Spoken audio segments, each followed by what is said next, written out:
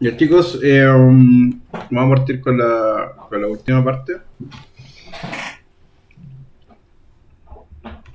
Eh, bueno, los puntos más importantes de esto, de ir más allá de la experiencia, más allá de la interfaz, no solamente de cómo transmitir información a través de una interfaz, sino que, como decíamos, todos los aspectos narrativos que definimos lo que era narración. El aspecto más fundamental es la estructura neurológica, es sobre cómo vemos, limitaciones cognitivas del jugador, estructurar la experiencia y cómo crear una conversación o un diálogo entre el jugador y el juego. Como vemos primero, bueno, el aspecto más importante de todos los juegos son el aspecto visual. Generalmente uno cuando ve un juego nuevo, un tráiler, lo que sea, obviamente no lo puede jugar. Y generalmente la música es como una música de tráiler. Por ende, lo más importante es la visión, lo que nosotros vemos dentro del juego. Es la percepción. Y no solamente la gráfica, no solamente decir, estas gráficas son hiperrealistas, que es lo que me gusta, sino que es como lo que vemos del gameplay, de la composición de la imagen, etcétera. Además que la visión es el sentido que tenemos más próximo, ¿ya? Y es donde nosotros recibimos la información. Eh, Muchas veces nosotros pensamos que lo que estamos mostrando, o la forma de cómo lo estamos mostrando, va a ser percibida por los usuarios, pero no siempre es así. Lo importante es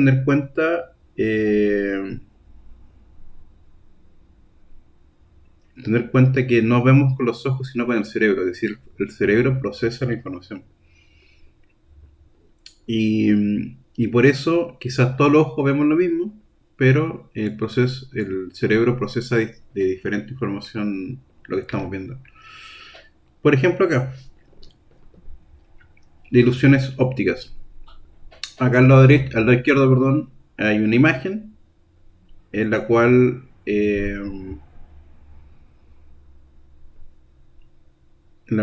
pueden haber tres personas distintas. ¿Cuál ven ustedes? ¿O ven las tres?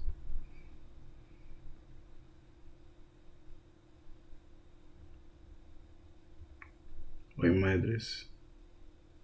¿Urbe? En la imagen de la izquierda, ¿qué ven? Una loca con boina, da vuelta. O pues, puede ser un señor que tiene boina. Un señor con boina, ¿cierto? Con bigote, ¿no? Sí, ¿Y qué más se puede ver? Son era la tres. loca que está dada vuelta. Ya, te falta uno, son tres. Ah, em, mm, mm, no sé. Hay una viejita, mira. Esta es la nariz, la boca, los ojos. Ah, ya, ya la vi, ya. ¿Cachai? Sí, sí. Bueno, entonces, tú puedes ver a lo mejor solamente uno, o puedes ver dos, o puedes ver los tres.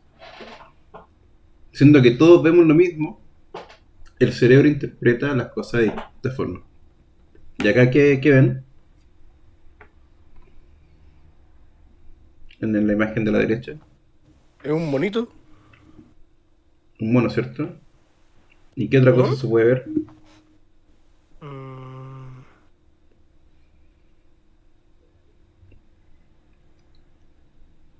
eh, es un,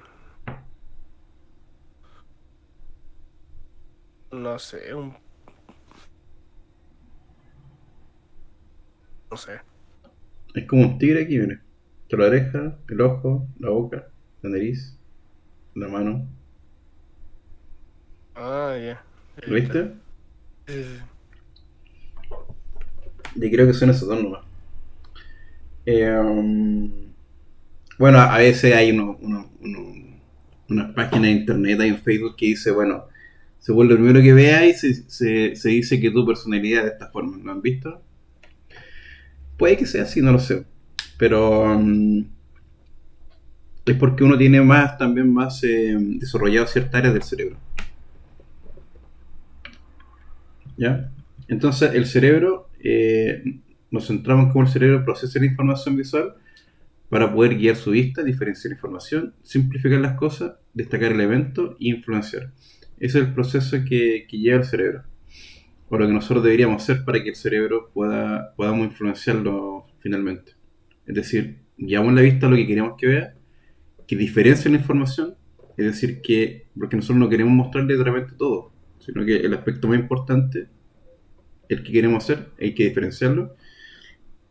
Simplificar, es decir, que todo lo que no queremos o no es tan importante, queremos que no lo vea tanto, ¿ya? Para poder destacar ciertos elementos. Por ejemplo, algo que brilla, eh, guiamos la vista hacia allá, le decimos que hay algo ahí importante, porque le estamos, ya en el juego le decimos algo que anteriormente, que todo lo que brilla es bueno, ya uno igual entiende eso como casi por cultura general o porque ya sabíamos de antes esto. Simplificar, hacemos que todo lo demás no tome, tratar de que no tome importancia, lo destacamos y además lo influenciamos para que él vaya a tomar ese elemento, que es lo que nosotros queremos. ¿Ya?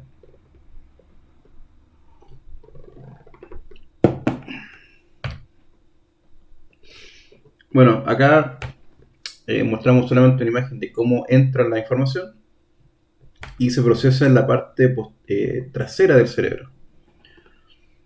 Eh, todo este estudio es muy complejo, pero básicamente vamos a hablar de que entra la información y atrás hay una parte de la corteza primaria que decodifica esta información. De hecho, ¿ustedes sabían que la información llega al revés al cerebro? Porque la luz entra al ojo y luego como que la información la da vuelta. Entonces todo lo que está acá guardado está al revés, por la forma que entra la información acá. Entonces, bueno, acá en la corteza primaria visual hay varios efectos, varias áreas, perdón, en las cuales algunos registran estímulos visuales, otros formas, otros orientación y ángulos, otros movimiento y dirección, otros color, otro movimiento, otros profundidad. Es decir, solamente quiero que entiendan que cada área del cerebro procesa algo totalmente distinto. Es decir, si ustedes, por ejemplo, les fallara alguna de estas áreas, les costaría mucho más poder entender la información que viene. Y algo muy, muy complejo del cerebro, que obviamente esto está pensado para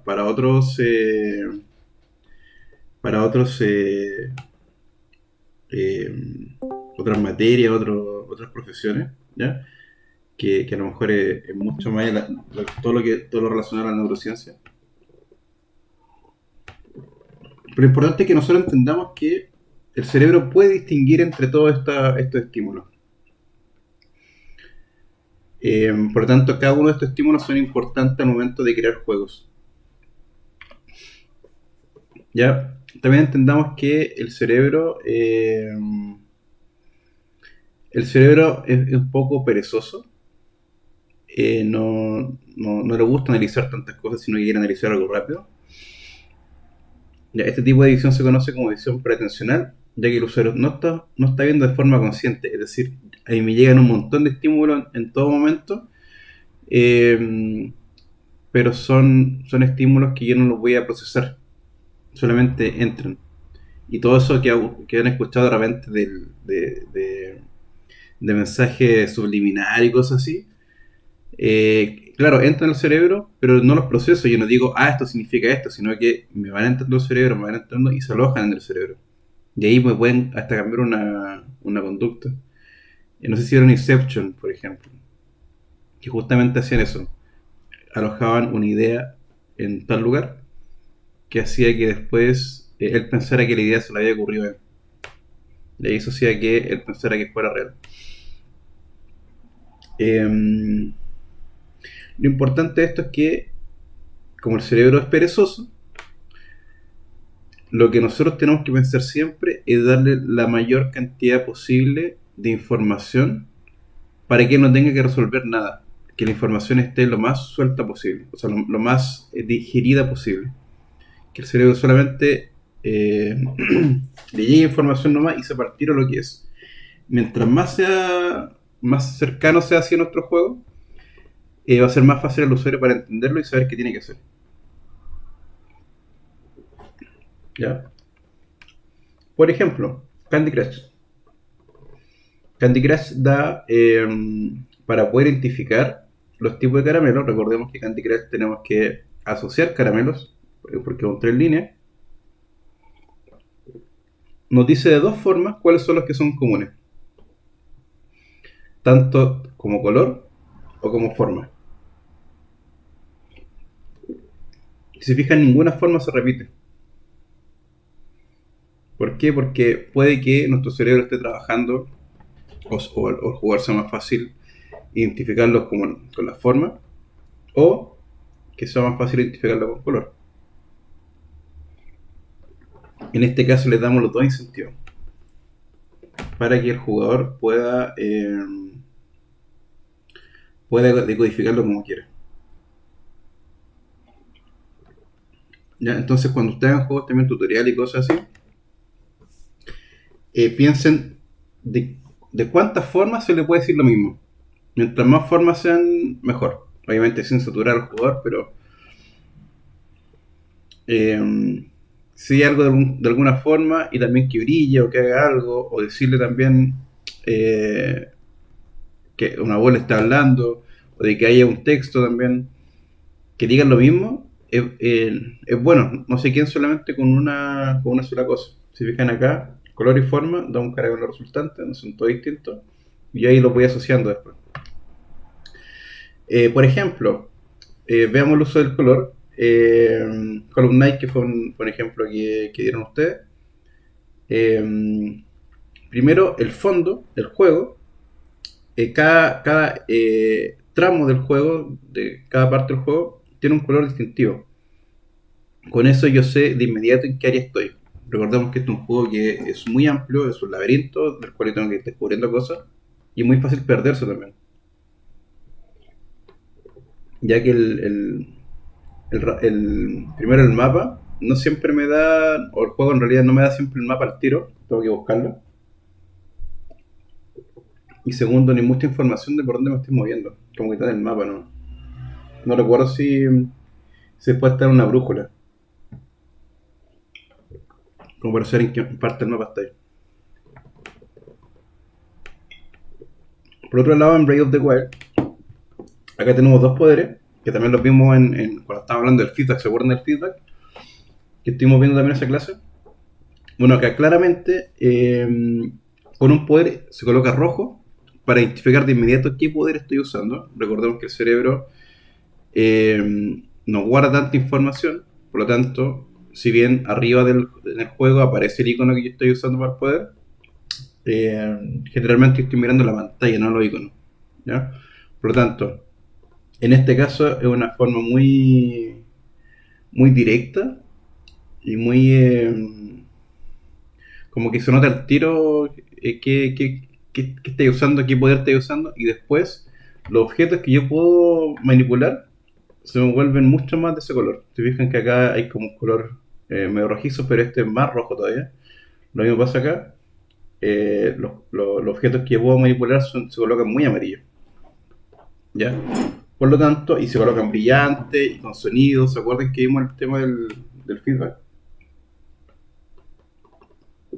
Que haya harto feedback de distintas formas para poder indicar lo mismo. Ya, el uso del brillo, por ejemplo, acá el personaje, el Hollow Knight también, cuando se llena su energía, brilla, ya, para decirnos algo, un feedback. Otra cosa acá, Breath of the Wild también, muestran objetos que están brillantes para decir que hay algo, un objeto que te conviene. O sea, nunca deben poner un objeto que te dañe con un brillo o con algo que destaque. Porque el jugador lo que espera es que el juego le diga las cosas buenas que tiene que hacer. Que lo vaya guiando. Ya recordemos que nosotros somos unos guías como diseñadores de videojuegos. Por lo tanto, nosotros esperamos y confiamos que el juego nos va a ayudar, no que nos va a perjudicar. También uso el tamaño. Por ejemplo, acá los iconos que están más grandes significa que a lo mejor son aspectos más importantes. Aquí fíjense que también, si volvemos al tema de la forma, donde no llegamos a la forma, pero acá hay formas similares, ¿se fijan? Significa que de alguna forma están asociadas. Acá también, al pegar un espadazo, sale una aura gigante, ya que me dice sí o sí que estoy pegando el árbol. Entonces, son feedback visuales que nos ayudan mucho a comprender lo que está pasando. También el tema de la forma. Acá esto parece al tiro un puzzle. Esto me llama la atención que hay algo acá. También la forma de la monedita de Hollow Knight me indican que estas formas me dan más monedas que el otro. Y así. Bueno, el reconocimiento y el affordance. Recordemos que vimos affordance, que era como nosotros conocíamos o cómo sabíamos que se podía ocupar un objeto. Aquí va un poco más allá de este tipo de conocimiento, que era un conocimiento rápido, del cual no es procesado. El affordance acá, nosotros sí va una parte de la corteza del cerebro, que es una percepción consciente, es decir, que ahí yo ya estoy interpretando lo que me están diciendo. No solamente con decir, o sea, una interpretación más elaborada, ¿ya? Porque ahí tengo que ir a buscar, información a mi cerebro para que me diga de cómo se utiliza. Entonces la vía ventral primero me dice, me hace un reconocimiento visual, que lo que hago ahí es comparar lo que estoy viendo con un montón de imágenes de cosas que yo conozco. Ya, por ejemplo, si me pasa una taza, yo reconozco que es una taza por la forma, porque tiene una oreja, etcétera. Pero a lo mejor me pasa una taza que nunca he visto en mi vida, que es muy distinta. Pero yo aún así sé que es una taza porque la forma es muy similar a otra. Y por lo tanto, al saber eso, yo lo que hago es asociarla a algo que yo puedo hacer, cómo la puedo ocupar. Ya bueno, y finalmente pasamos a la ley de Gestalt, que Gestalt lo que dijo que creó una serie de leyes en las cuales nos van a servir mucho para crear menús en videojuegos, para crear contenido. Primero habla de la ley de la figura y fondo. Cuando yo quiero destacar algo, es importante que yo pueda, lo que no quiero que se vea, tratar un poco de ponerlo de alguna otra forma. Bueno, acá no se entiende bien porque aquí hay una copa, ¿cierto? Pero también hay dos caras. Acá aquí está adelante la cara o la copa. Voy a depender de la perspectiva de cada uno, ¿cierto? Pero en este caso se nota muy bien que los personajes están adelante que el bosque. Porque el bosque está un poco como difuso. Por lo tanto, a pesar de que tenga un montón de información acá, el cerebro no lo toma en cuenta el bosque. Sabe que es como que es un adorno, ¿ya? Y sabe que lo importante son los personajes. Y aún más está esto por encima, que me da información acerca de los personajes que puedo elegir. Ya, por lo tanto, sé que esto está primero, que es lo más importante, después viene esto, y después al final el fondo. Y el fondo del cerebro ni siquiera ya lo procesa ya, porque sabe que es como nada. En este caso, por ejemplo, hay mucha información visual acá. Hay un montón de estos monos, hay un fondo, está Wii, está el personaje. Pero fíjense que se nota súper claro, porque, bueno, también entendamos que esto Esto no está en 3D, pues. Pareciera que está más acá, ¿no? Es un efecto visual, ¿no? En cambio esto también. Si se fijan, por la forma que está hecho, pareciera, porque esto es una imagen, ya no es un efecto 3D, pareciera que esta parte está más al fondo. Esto está al medio. Y fíjense también que el personaje resalta, ¿ya? Porque el personaje es blanco y es como un objeto cerrado. Ya también todo lo que brille. Y si fijan, hay mucha información acá, pero yo cuando lo estoy jugando voy a estar siempre mirando a mi personaje y al final voy a ver a mi personaje y quizá esto que está acá. Lo demás no lo voy a estar visualizando. Si bien lo veo, pero no de forma cognitiva, sino que solamente yo lo voy a ver cuando quiera verlo. Por ejemplo, si quisiera ver la vida, yo voy a enfocarme en la vida y voy a ver aquí cuánto monito hay de forma rápida. ¿Ya? Pero en general, cuando uno está jugando, tiene la vista acá. Esto aquí es como un enemigo al parecer. Y la escena muestra perfectamente qué está atrás, qué está adelante, qué puede influir en el personaje. Entonces, destacar cosas cuando hay mucha información, destacar las cosas que son importantes. ¿Ya? También está el ley de cierre. Por ejemplo, acá, fíjense que ustedes lo más probable es que vean un panda, ¿cierto? Pero acá en realidad esta línea no existe, esta tampoco, esta tampoco. Pero si ustedes ven el panda así, como que pareciera que existiera una línea, ¿no? Es un efecto visual, ¿ya? En este caso también donde hay información del auto, el auto está tapado. Pero yo en mi cabeza siempre voy a ver el auto entero, porque el cerebro autocompleta ciertas cosas para poder simplificarlo.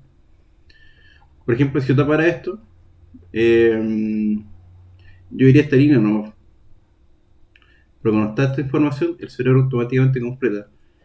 Porque simplifica el proceso. Ya si el día de mañana yo le digo el oso estaba completo o no, me van a decir que sí. ¿Por qué? Porque su cerebro lo completa inconscientemente. Ley de proximidad, lo que hace esto es que los objetos que están más cerca los va agrupando, eh, haciendo que sean como similares. Por ejemplo, este objeto, bueno, aquí también hay un efecto de color también, pero uno sabe que como están cerca, significa que son algo similar. La ley de continuidad, automáticamente, por ejemplo, esto está malo. ¿Qué pasa con esto? Que no se ve entero esta parte, se equivocó el diseñador. ¿Qué pensarían ustedes que pasa aquí?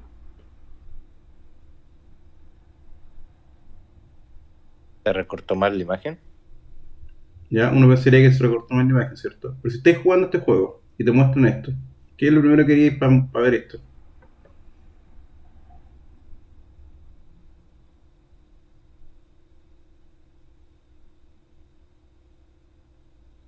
Claro. Si estáis jugando este juego y te presentan esto, lo ves así, Eh, lo ves. ¿Qué se te ocurriría y hacer? moverlo hacia la izquierda un poquito. Moverlo para la Como izquierda, con el ¿cierto? mouse. Claro, pescar el mouse y moverlo para la izquierda, ¿cierto? Chuta. Moverlo para la izquierda. ¿Por qué? Porque tú inconscientemente sabes que esto es un carrusel. Que si acá siguen habiendo más cosas, ¿verdad? Sí. Pero eso el cerebro te lo entrega, porque el cerebro te dice, oye, al parecer hay algo más acá, porque el cerebro automáticamente va conociendo esta información, que son cuadrados enteros, y aquí hay uno en el medio. Entonces el cerebro no dice, quizá está mal recortado, no. Te dice, ok, entonces hay una continuidad para allá. Ya que la pantalla es tan chica que no alcanzan a poner todos los aspectos en pantalla. Por lo tanto, lo primero que uno intenta hacer es moverlo. O si hay un botón que está brillando, uno que hace lo toca, ¿cierto? Eso se llama ser intuitivo. Pero detrás de eso hay todo un proceso del cerebro. También ley de semejanza. por ejemplo, acá tenemos un montón de elementos, de los cuales tenemos cabezas de personajes, ¿cierto? Pero acá hay un cuadrado. El icono es distinto, ¿verdad? Entonces automáticamente el cerebro nos dice, ah, bueno, esto debe ser de algún tipo y esto debe ser de otro tipo. Por lo tanto, el cerebro nos va agrupando objetos que son similares, automáticamente. ¿Qué otro aspecto se podría ver acá que hace de poder agruparlos? Por ejemplo, las cabezas chicas, todas las cabezas chicas son una agrupación, ¿cierto? Que tienen algo en común. Y los que son un icono es otro objeto, deben ser distintos, tienen otra agrupación. ¿Qué otra agrupación ustedes podrían ver acá en esta imagen?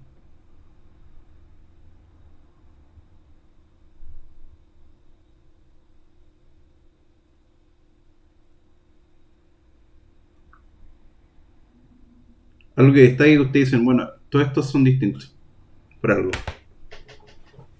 Por el tipo de auto, la velocidad, ese tipo de cosas. O sea, pero es que ahí estaríais viendo más detalle, pero solamente viendo esto.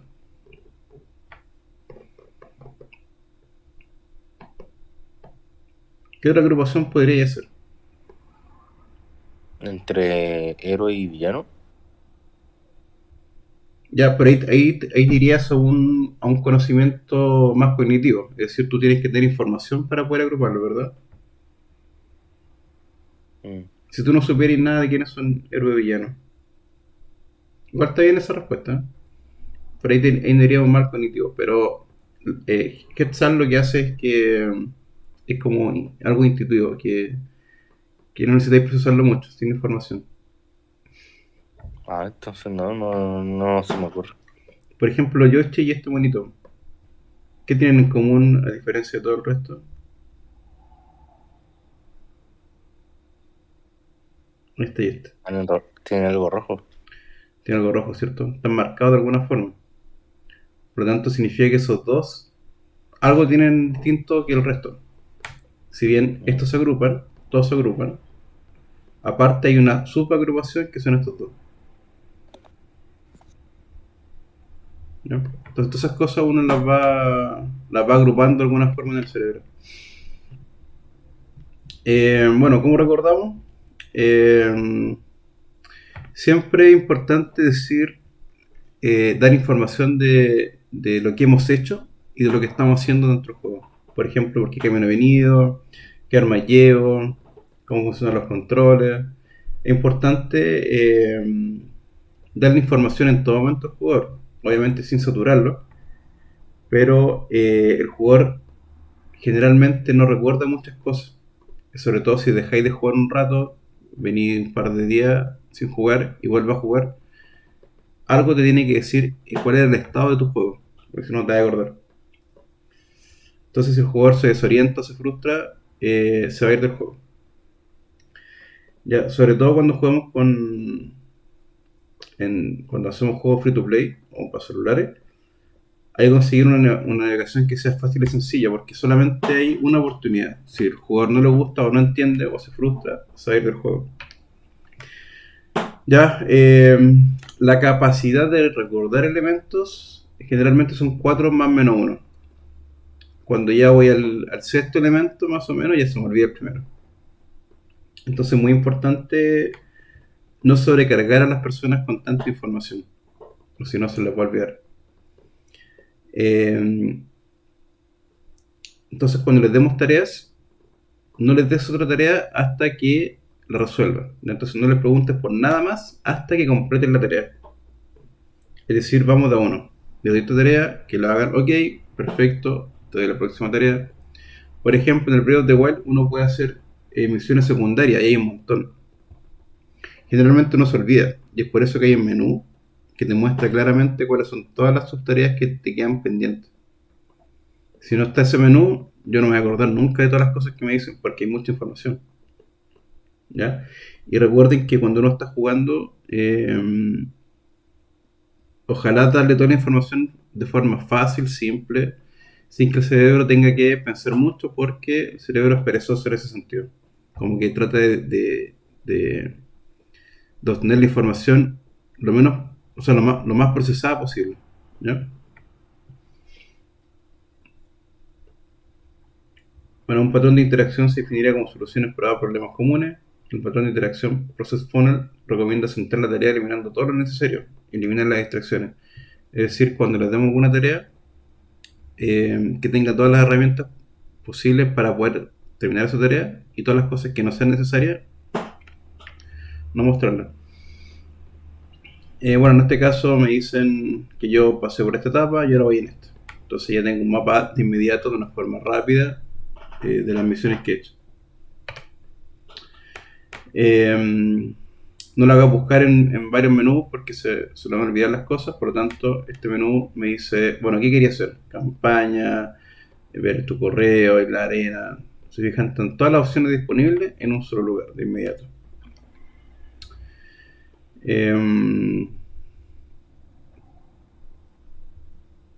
Bueno, la atención generalmente, es difícil de mantener atención tanto rato. Por ejemplo, aquí ya llevamos 3 horas y imagino que a esta altura ustedes ya están como cansados ya de tanta información.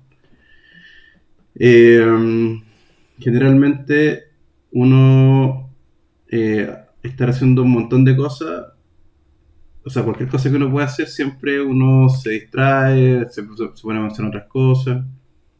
Entonces, la duración de la concentración es limitada, ¿ya? Es por eso que siempre hay que estar en constantemente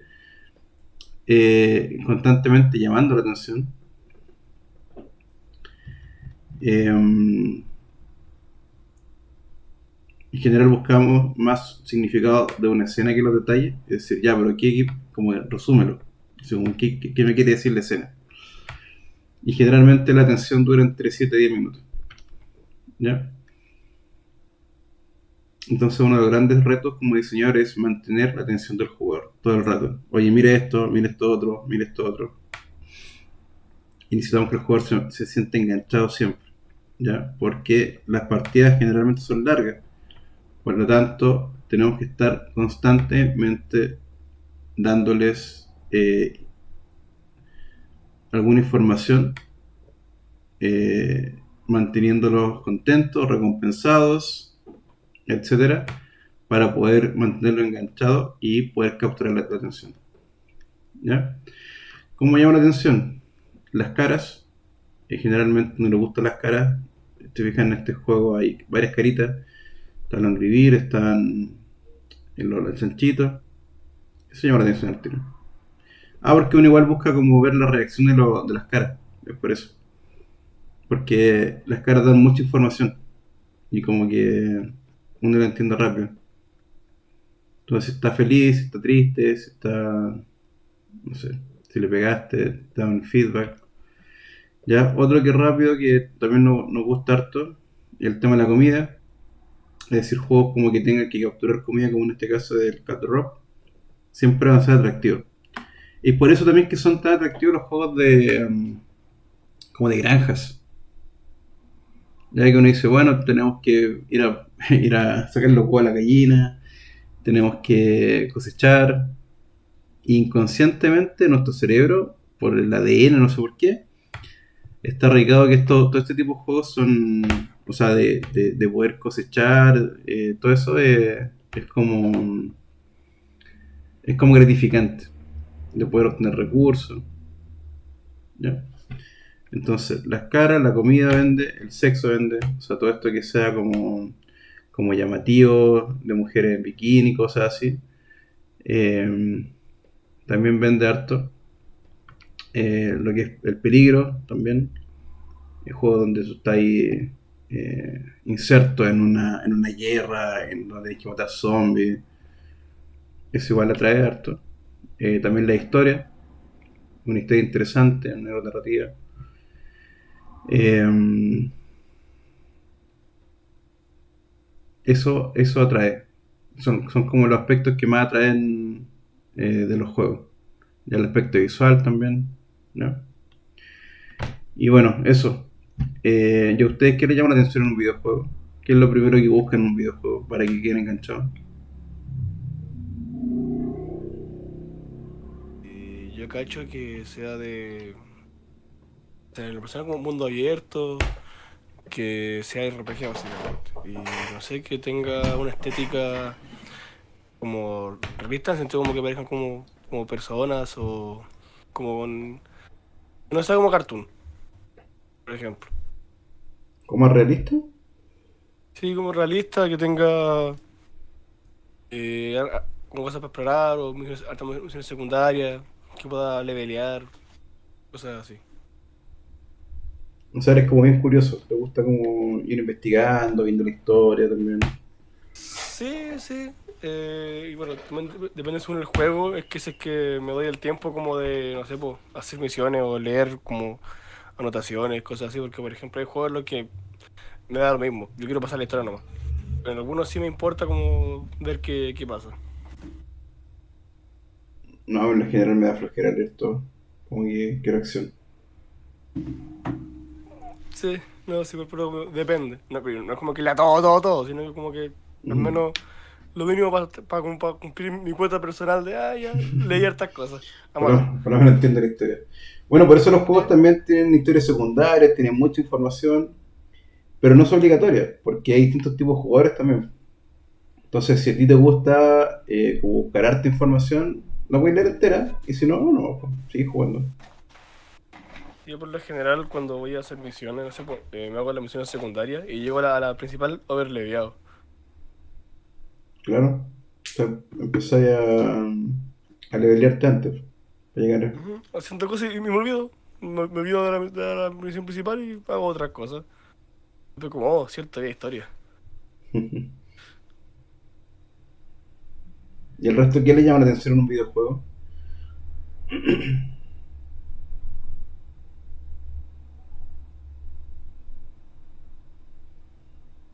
Eh, Pues, profe, la verdad es que a mí en los videojuegos, aparte de gráficos bonitos, eh, sería más que todo la manera en la que uno interactúa. La verdad me llaman mucho la atención los juegos que hacen que los jugadores interactúen entre sí. Como por ejemplo el Black Desert. Usted puede hacer todo. O sea, puede craftear todas las cosas. Pero hay un mercado de jugadores en el que usted puede comprarle las cosas a otros jugadores. Entonces usted, por ejemplo, puede hacerse eh, carpintero, por así decirle, y fabricar muebles. Y entonces usted los pone en ese mercado y los otros jugadores como o les da flojera comprar el mueble o farmear todos los materiales y usted se está dedicando a eso, ellos se lo compran a usted. Me gusta mucho eso de algunos juegos. Como el huevo, ¿no? Igual podéis vender un montón de cosas.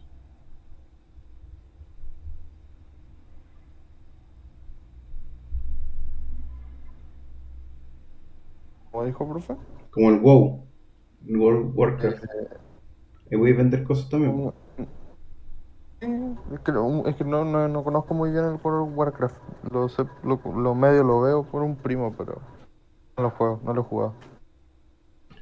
Bueno, ahí podéis crear ítems, podéis conseguir ítems, podéis trabajar también para ganar recursos y podéis ganar plata también. Pues creo que podéis comprar cosas para la vida real y ganáis plata. Ah, sí, eso sí lo sabía. Mm, Y con eso mismo pagar la membresía y todo. claro,